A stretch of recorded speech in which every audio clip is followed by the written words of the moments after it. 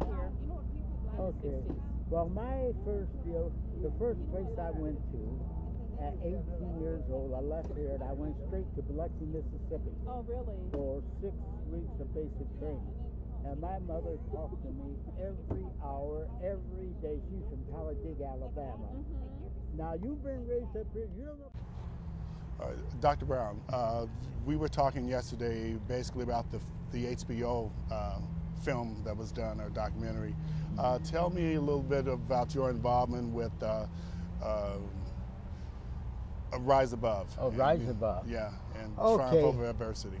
Yeah, back in 1997, I got a call, asked me to come up to Minnesota, myself and 4 other guys, there were 5 of us, Tuskegee, to come up to the Twin Cities and to be part of a fundraiser. So we said, well, what's the fundraiser about? And they said, well, a chapter of the Commemorative Air Force, which was located, the Commemorative Air Force located out at Fleming Field Yes, sir. in South St. Paul.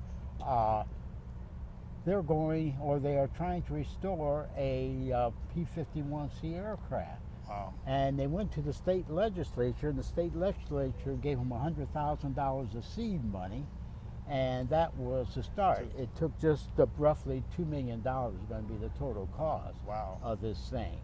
Well, they were out begging for money. We came up, and we were part of a program. It was the beginning of the basketball season, and they had a double-hitter opener over at the University of Minnesota. Yeah. So the first team played, and they had us out on the floor during the intermission before the second game. I can't even remember who Minnesota played that year. And we got there, and it was a really nice time. The next day, we went over to Fleming Field, to see how it was coming along. Well, they were working on the wings at that time, and the rest of it was 5 piles of junk. That's about the best way that I can describe it. It was about 5 piles. So they did a little of scrounging, junk, is what you're saying. So I said, well, good luck. And so they were out, but they never really got a big sponsor where the big money was coming in. So they were raising money in small chunks, $5, $10, $20, and so forth. So it took a whole lot of $20 gifts to raise $2 million, but they got it all, and the aircraft was completed. Now, I didn't hear any more about it until either 2000 or 2001. I was talking to Tim coming down, Tim Barzan, and I was asking Tim, I said, was it 2000 or 2001? And he says, I think it was 2001. 2001. And I said, well, I got a picture of him that all you guys signed. It's got 2000 on it. He said, no, I think it was 2001. I said, that's what I think too. But nevertheless, I got a call from a lady by the name of, what in the world was her name? Well, if I think about it, I'll go on. She was heading the committee over in Edina. And they asked me to come over and to lead the veterans. So I said, okay, on the 4th of July. The big parade. I said, yeah, I'll come up. Well, in the meantime, she was working with the people over in the commemorative chapter, and they had finished the aircraft, and they were about to unveil it to the public. They said, great. So I think that parade was on Thursday or Friday. I came up on a Monday. They meet me out at Will Chamberlain in a great big limousine. She was with them with 4 or 5 of the guys. Matter of fact, Tim was there, I believe. And they had 4 or 5 of the guys from the chapter. So we go out to the chapter, and there's some 500, 600, 700 people all out there on the field, and they're all out to see this beautiful airplane. And they had a big shroud over the aircraft, and Don Hines was there. Yes, and, Don. He's the one who was pretty much the project manager of this whole thing. Although, interesting enough, in 1997, he was not the project manager. He took over later on. For someone. But Don Hines knew how to get things done, so that was a smart move. So we're all out there. All the radios, television cameras are there. the crowd is there. So Don Hine gets up and talks about the airplane and whatnot, and what his dream was to use that as a motivator, you know, to encourage kids, to inspire them. Yeah. You can be like the Tuskegee Airman. You can overcome any obstacle, Adversity. and on Yep. and on and Yep. on. It went. And then he introduces me, you know, now Colonel Brown, Dr. Brown, you know, we'll have a few words to say. So I was standing there, you know, talking a bit, and they had unveiled the airplane by now, and it was gorgeous. Wow. I mean that thing, that restoration was just a fantastic Amazing, job. huh? And so as I was standing there yakking a bit, and Don Hines chimed in. He says, "Oh, and incidentally, Brown and Doug Rosenthal are going to fly the airplane." And I was just kidding. So I said, "What did you say, Don?" I said, "You and Doug are going to fly the airplane." I'm just kidding, you know. I'm just calling. Yeah. So these people are kind of. I said, "Wait a minute. When you invited me up here, you didn't say anything about me flying that airplane." And he says, "Well, yeah, Harold, you know, it's all finished now. It's been certified.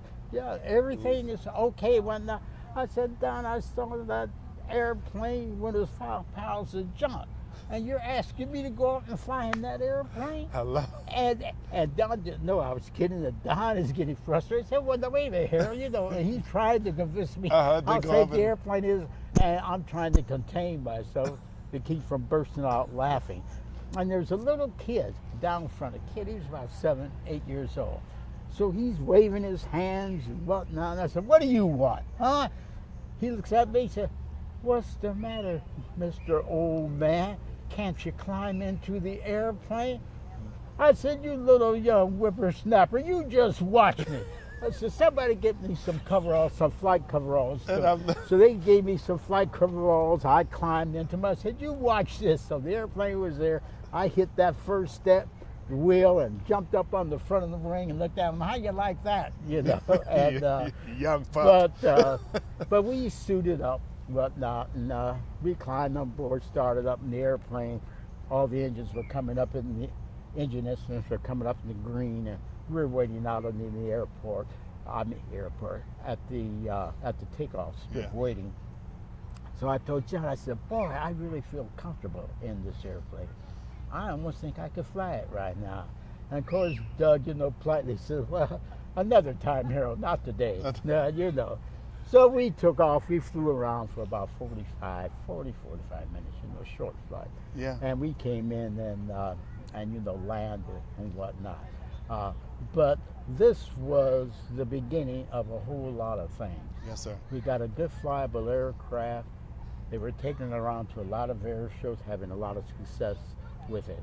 Every year they would go down to Red Wing, Minnesota. Mm-hmm. And I would always come up and go down to Red Wing, Minnesota, you know, and not only to watch their show, but all the memorabilia. We were selling a lot of stuff, and people were paying for my autographs and all that Yes. stuff. But it was a good fundraiser Yes, sir. at the time. And then, of course, we had the bad news on the 2003 when Hans was flying. It was the last flight of the day. I think it was around 3:30, 4 o'clock or so.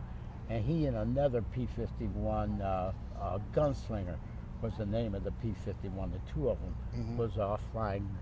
The gunslinger comes in and lands, and I saw down, we could see him, you know, turning base leg way off, Mhm. but I thought he was going to make one last pass. But he did. I said, "Well, where in the world is he up?" And I think I turned to Tim and said, "Where's he at?" And about this time, the sirens were going off. They said the 51 is down. So I saw him on that base leg. Yeah. But I didn't know at the time that he had this complete engine failure, lost his engine. Another 20 seconds and he would have been on the ground, because he was on base. It was just a matter of turning final, and Yeah. his final wouldn't have been any more than 15, 20 seconds long down final. He would have made it, but the engine quit, and it was a hilly area, houses, wires, and all the rest of which he is dodging Yeah. homes. you know, trying to set it down as softly as he could. A hilly, you know, not a good place, To try and land. you know, for a death stick landing. Yeah. But he did it, you know, the best he could. He was a good pilot, no question about it. If anybody could have done it, Don could have done it. But he torqued the airplane pretty bad, and he had a lot of trauma, and he lived for about 24 hours. Never did regain consciousness, as I remember. He had 2 sons, and this is the story that we all know. The Yes, story, which is you part of know, the film. It's yeah, in the he film. had the 2 sons who were in the Navy flying F-18s, and they were immediately notified, and at least they got in to see his dad, you know, before he passed. Yeah. But that was all part of that, and of course we immediately said we are going to restore the airplane, and my brother and I and guys like Colonel McGee and 3 other guys, they kind of looked upon us as, hey, as all members of the board Yes, of sir. directors. Yes, sir. You know, not that we were giving them that much advice, but we were involved in a lot of fundraisers and whatnot as we were getting money to restore the aircraft. It took almost 5 years, and I think the airplane was finally restored in 2009. And but at that time we didn't have this big semi-trailer. Which is, So we had the airplane, but airplanes can only go where there's airport. yes, sir. How about all these cities that don't, The other that got places. young kids but no airport? Yes, sir. So we had to have this semi-trailer, and we were fortunate enough, a nice donation, we got that very beautiful semi and all painted up, and that was a big chunk of money. I don't know the actual dollars. Yeah. Matter of fact, I'm going to find out what the actual dollars were. But as you can see, that's a beautiful semi. Yes, sir. And it all, you know, converts into a nice Cinerama theater and whatnot. Now we got the 2 pieces. And Don had always said, hope there would be 2 pieces. There had to be. Yes, sir. Because we had to have something other than an airplane to get around to places where And to tell the the story, aircraft to tell the couldn't do story. it, you Yeah. know, to tell it. But that is just some of the history of this whole thing, A Rise Above, which I think is just a fantastic exhibit. Yes, sir. I agree. And I think has done a heck of a lot toward not only, you know, not only doing what the whole mission was in terms of encouraging young kids and whatnot, stay in school and be the best you can be, but also in terms of our legacy, the Tuskegee Airman's legacy. Yes, sir. Because there's a whole lot of people that never even heard of, you know, up until 1995, we were nothing but just a great big secret. No one knew anything about it. But at least with this thing going around, people are learning about it. And a lot of people are very, very much surprised, you know, and they sit through the movies, and the movie is very moving. And, Yes, sir. Very informative. So Yeah. this is the rest of the story. If Well- but that exhibit will, you know, will keep it moving, keep it going, and of course I hope it goes on forever.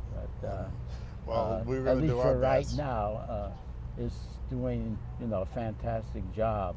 Matter of fact, I had the Rise Above up 3 different for the last 3 years up to Port Clinton, Ohio, along with the airplane. So Wow. it's just a wonderful exhibit. I wish everybody in the United States could see it. Well, sir, I just truly want to thank you so much for your time, for your service, and sharing your story with us. Okay. And I'm sure we'll get a chance to hopefully talk again. Yeah. All right, my pleasure. No, thank you, All sir. right, thank you, sir. Thank you.